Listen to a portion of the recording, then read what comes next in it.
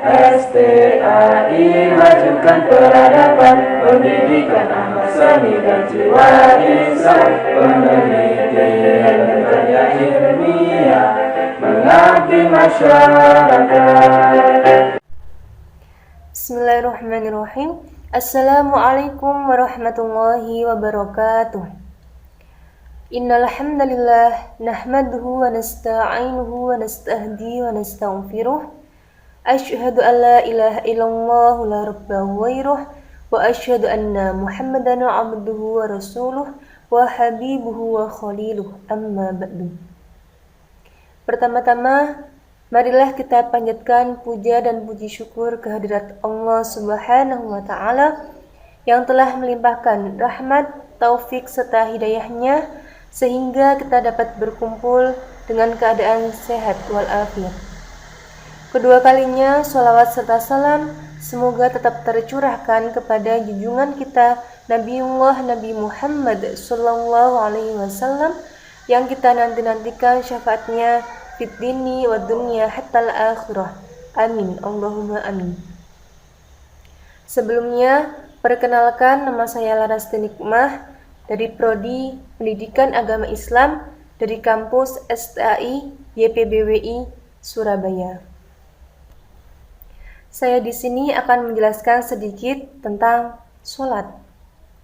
Sholat secara bahasa artinya berdoa atau berdoa meminta kebaikan, dan secara syarak bermakna semua perkataan dan perbuatan yang dimulai dari takbir dan diakhiri dengan salam.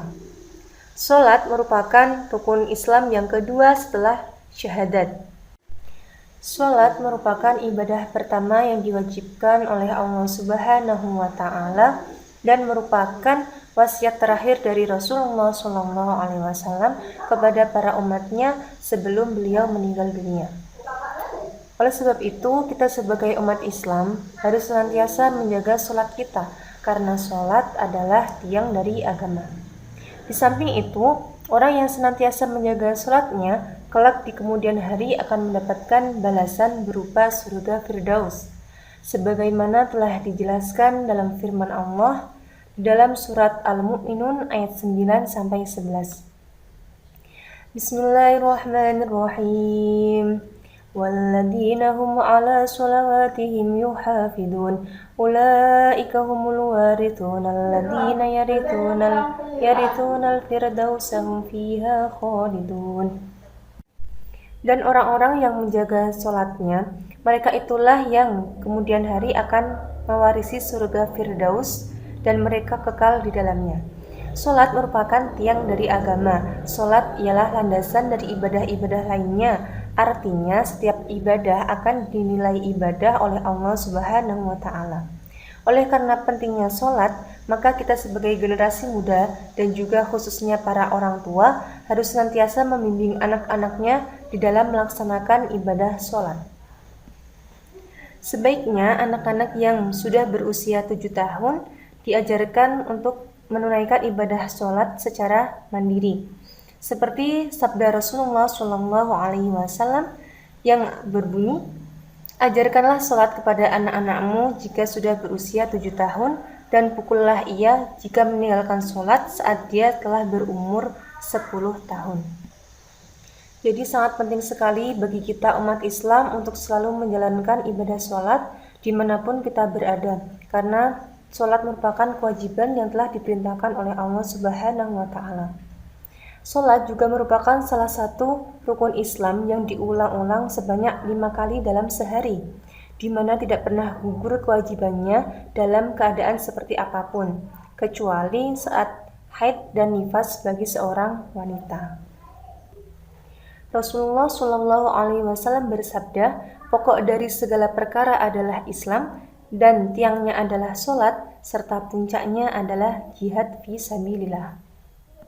Hadirin rahimakumullah, selain itu, sholat juga memiliki beberapa manfaat. Manfaat yang pertama yaitu manfaat bagi agama. Sholat merupakan hubungan antara hamba dengan Sang Pencipta. Di dalam sholat, seorang hamba mendapatkan nikmatnya bermunajat kepada Sang Pencipta, menyerahkan segala urusannya, dan merupakan jalan keselamatan dan keberuntungan, serta menghapus segala kesalahan dan dosa. Allah berfirman dalam surat Al-Mu'minun ayat 1-2. Bismillahirrahmanirrahim. Qad aflahal mu'minuna alladzina hum fi sholatihim khashi'un. Artinya, sesungguhnya beruntunglah orang-orang yang beriman, yaitu orang-orang yang khusyuk dalam sholatnya.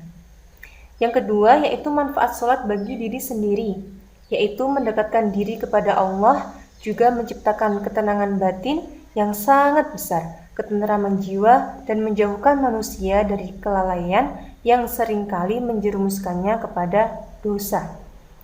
Dan yang ketiga, yaitu manfaat sholat bagi masyarakat.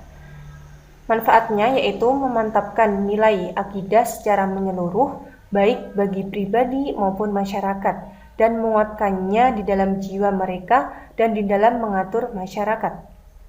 Sholat juga dapat mewujudkan solidaritas sosial, kesatuan pemikiran, dan kelompok, seolah mereka benar-benar satu tubuh yang bila salah satu anggotanya merasa sakit, maka semua anggota tubuh lainnya juga ikut merasakannya.